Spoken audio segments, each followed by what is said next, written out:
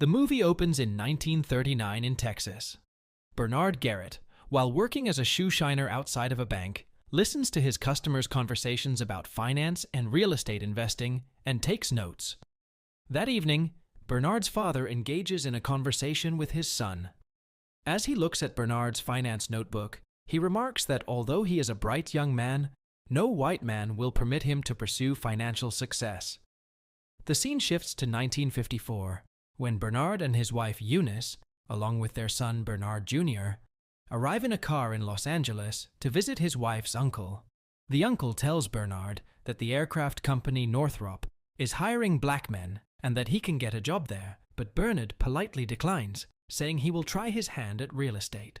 The three rent a shed in Eunice's uncle's backyard until they can afford their own house. The next day, while giving his cousin Tony a ride to work, Tony's friend Matt finds Bernard's car ownership fascinating and assumes he's wealthy. Bernard examined various properties and reached out to their owners to inquire about their prices. A few days later, Bernard shows his wife a property in a white neighborhood that they can afford. His wife has an idea and takes him to a potential co-investor called Joe, whom she worked for before they were married. Bernard leaves without sharing his business idea. Bernard later meets with the owner of the property he can afford, Patrick, and asks Patrick to loan him $10,000 for renovations if he buys the building. Patrick responds that he doesn't make deals that way. While talking, Bernard notices a gift on a shelf behind Patrick that Patrick has received from his banker, Mr. Reed, who works at Mid-City Bank. Later, he drives to Mid-City Bank to talk with the banker. However, Mr. Reed isn't available to meet with him, so Bernard waits outside the bank. As Mr. Reed leaves work, Bernard introduces himself, explaining that he has a business idea that both he and Patrick would benefit from. Later at night, Bernard receives a phone call from Patrick. Patrick says he will do the deal. A day later, Bernard and Tony begin renovating the property Bernard purchased the following day. Matt arrives to assist Tony and him with renovations. They start renovating, but soon after, two officers arrive and tell Bernard that a lady in the building called, saying he was impersonating the owner. Bernard picks up papers proving his ownership, and the two policemen leave. Patrick sees Bernard's success and talent for real estate and proposes a 50-50 partnership to buy up more rental properties. Bernard believes that this partnership will enable him to expand more quickly as Patrick can assume the role of the company's leader, and he agrees. The two work on and buy up finer and finer properties, getting help from Matt, Tony, and Bernard's wife with renovations and furniture. One day, Bernard takes his wife to a large mansion and surprises her by announcing that it's their new home. A few months later, an early morning finds Patrick dead in his bed. In a negotiation sometime later, Patrick's wife offers Bernard 25% of all the buildings he and Patrick acquired together. Bernard thinks it's outrageous, but since his name isn't on any papers, he must take the 25% or get nothing. Bernard goes to talk with Mr. Reed to see if there is any chance he can help him, but Mr. Reed won't meet with him at all. Suddenly, Bernard gets an idea, seeing all the financial institutions renting space in the big banker's building he is in. He goes to talk to Joe, who he now knows owns 18 rental properties of his own, and proposes they start a joint venture together. If they partner up, they could potentially buy the banker's building. That way, the 12 banks that rent space in it will have to think twice before refusing them loans in the future. If they receive loans, they can quickly expand by purchasing more properties in white-only neighborhoods. They invited Matt to be at the forefront of their business venture. Later, he happily took the job. The next morning, Bernard gets to meet Joe's old trusted banker, Donald, who is willing to lend them a maximum of $2 million to purchase the bank property. Bernard teaches Matt real estate calculations.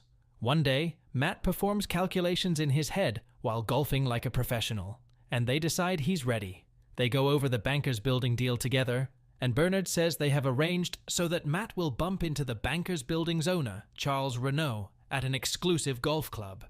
As planned, Matt meets Charles a few days later, and he manages to impress Charles with his golf skills. The two scheduled a meeting to negotiate a price for the banker's building and potentially make a deal. A week later, Matt goes to a meeting with Charles. The meeting proceeds smoothly, and Matt once again impresses Charles with his sharp knowledge of the real estate market. Eventually, they agree on Matt purchasing the building for $1,560,000. After celebrating their purchase, they establish positive relationships with the bankers. They buy up more and bigger fine properties in white-only neighborhoods. Eventually, the trio, all real estate moguls, meet the U.S. Vice President. The U.S. Vice President made an appearance at the Bamker's building. A few years later, they visit Bernard's father, and his father expresses how proud he is of him. Back in Los Angeles, Bernard tells Joe he wants to buy the bank in Texas. Bernard is confident they can buy the bank using Matt as a front company, as they did with the Bamker's building. Joe, despite his initial reluctance, agrees to become a partner.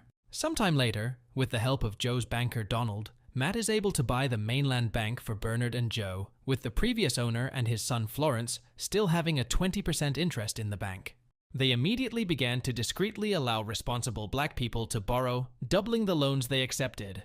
3 months passed like this, but then suddenly the previous owner's son, Florence, who is an executive in the bank, finds out they are lending to black people. One day, he confronts them, saying that if people learned they were lending to black people, there might be a run on the bank.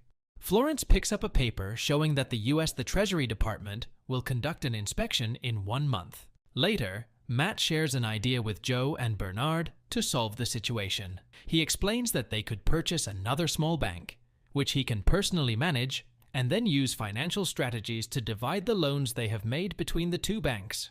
Joe and Bernard agree. Matt purchases and assumes ownership of the newly acquired bank, known as Marlin Bank. After a few days, they begin fixing their finances as planned to reduce their risks. Later, Florence calls Matt, saying some white people want to withdraw all their money from Mainland Bank, thinking the bank is owned by black people. Bernard and Joe later discover that Florence convinced 9 white people to stay, while 5 white people withdrew all their money. One morning, a federal bank examiner comes to Marlin Bank, telling Matt he will come back in an hour to go through the master books. Matt immediately calls Bernard and explains the situation. Bernard tells his wife that Matt is in trouble and that he himself will need to be in the meeting with the examiner to prevent Matt from screwing up, which is impossible. Eunice proposes that he dress like a cleaner to assist Matt outside the meeting room. Later, Bernard finds himself cleaning while Matt and the examiner convene. As planned, Bernard starts to assist Matt, but the examiner closes the door because they are discussing confidential information. Bernard can no longer hear or help Matt, and he walks away. When Matt finds himself in trouble, he excuses himself to check some files and walks out to Joe, Bernard, and Eunice for assistance. They give him some advice, but to no avail, since the examiner finds several unsafe loans on their books. Afterward, the trio discusses that Joe and Bernard will have to put up $300,000 of their own money to cover the bank's inadequate loans. A few days later, Joe gets a call from his lawyer, Donald, who tells him Mainland Bank has bought $300,000 of fraudulent debt from Marlin Bank. Joe is shocked to hear the news, so he and Bernard quickly drive to Mainland Bank and rush in, asking Matt angrily what he is doing since buying unsafe loans is fraud. Bernard requests that he bring out the books immediately to rectify the situation. But at that same moment, federal officials arrive, announcing the Treasury Department has revoked Mainland's license to do banking.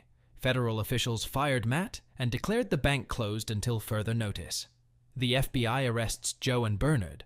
A lawyer in Washington, D.C., informs Joe and Bernard that while the state has dropped all banking charges against them, the federal charges still stand. Matt faces legal repercussions for his fraudulent handling of the bank situation, and they advise him to choose between facing prison time or pleading in court that Joe and Bernard were solely to blame, thereby securing his freedom. Later, Matt testified in court that Joe and Bernard employed him, manipulated him, and instructed him on how to handle the loans and money transfers. Sometimes later, Bernard enters the courtroom. In the testimony, Bernard states that the nation's founding documents declare that all men are created equal, which is a noble goal that hasn't been achieved yet. Despite constant warnings of losing his immunity, Bernard persists in asserting that the inability to secure a loan prevents a man from starting a business, building wealth, or purchasing a home, thereby excluding him from the American dream. The federal government sentenced Joe and Bernard to 3 years in prison, seizing all of their assets. Joe and his wife meet Bernard as he exits prison. Bernard then reveals a secret. The day before Matt testified, he called him up and told him he was facing 50 years in prison if he didn't blame Joe and himself for everything. He told Matt to do what he had to do, but since the government hadn't taken their fortunes yet, he asked Matt for a favor. to buy 2 houses in the Bahamas for himself and Joe. 3 years after their testimonies, Congress passed the Fair Housing Act of 1968.